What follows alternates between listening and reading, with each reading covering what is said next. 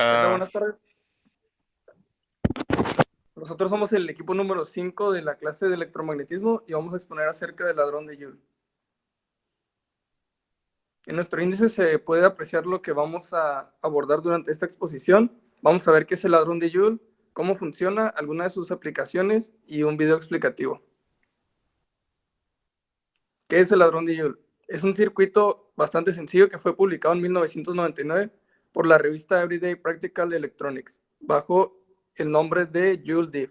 Básicamente amplía el voltaje y extrae toda la energía que puede tener una batería gastada. Este circuito nos permite hacer funcionar un LED que requiere 3 voltios con una sola pila AA de 1.5 voltios aparentemente descargada. Abajo se puede apreciar el diagrama de lo que sería un ejemplo del ladrón de Joule, en donde, como se mencionó arriba, se va a encender un LED que necesita 3 voltios con tan solo 1.5 voltios.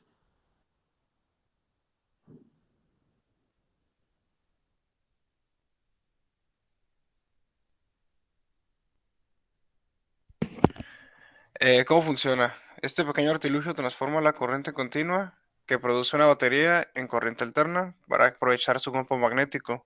En sí, el circuito funciona alimentando a una bobina que pasa por una resistencia que polariza el transistor, que esta viene siendo la corriente base, y genera una corriente de colector. Esta corriente empieza a cargar otra bobina.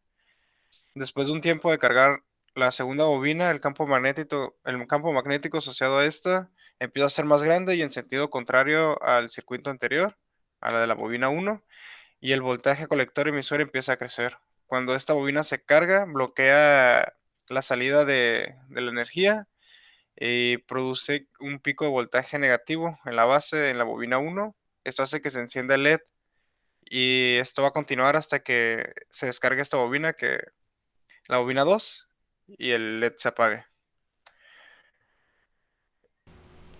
Ok, para hacer que la corriente continua oscile utilizamos un toroide, que es un anillo de material ferromagnético que tiene forma de una dona, al cual está envuelto en un hilo de cobre. El valor de este varía conforme al tamaño del toroide o conforme a las vueltas que se le da con el cable, de modo que el transistor pulsa la corriente al que llega a la bobina y que éste empieza a oscilar a la corriente que pasa por una de las bobinas induce a la otra, repitiendo el mismo proceso durante varios ciclos muy cortos, consiguiendo elevar la intensidad y hacer que encienda un LED. Algunas de las aplicaciones que se utiliza el ladrón de Joules es para extraer la energía de una pila gastada, como vimos anteriormente. Al igual, también se utiliza para elevar la tensión, que por ejemplo en este se puede ver un circuito que trae una bobina y esta puede llegar a unos 300 voltios. También se encuentra en los matadores de moscas eléctricos, que en este caso los 400 voltios obtenidos desde el ladrón de Joules son entregados a un triplicador. Después este da como resultado a un voltaje de 2000 voltios, que es una capacidad donde no es letal.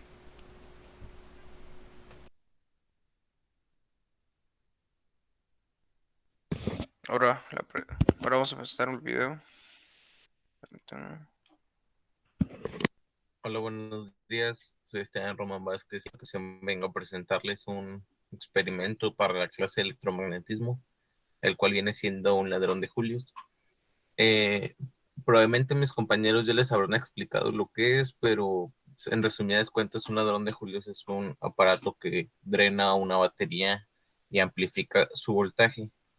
En este caso lo hace con un toroide de ferrita, en el cual van enroscados unos cables. Este es el toroide. Bueno, físicamente este no es el toroide, pero el toroide es más o menos así. Este es prácticamente podría ser el circuito que usamos para hacer esta simulación. Hago la simulación porque no conseguimos los materiales, pero sería así. El toroide, una resistencia, un transistor, aquí viene cuál es, 2N 4401 y un LED, la batería. Y pues se lo simulo aquí. Técnicamente lo que hace este circuito es drenar la batería de 1.5 voltios y amplificar su voltaje, en este caso para alimentar un LED. Voy a proceder a iniciar la simulación y podemos ver cómo el LED se enciende. Normalmente los LEDs se alimentan con 3 voltios y en este caso, gracias al ladrón de Julios, podemos amplificar el voltaje de esa batería de 1.5 voltios para que sean 3. Y con esto termino mi explicación. Muchas gracias. Hola, buenos días. Soy Esteban.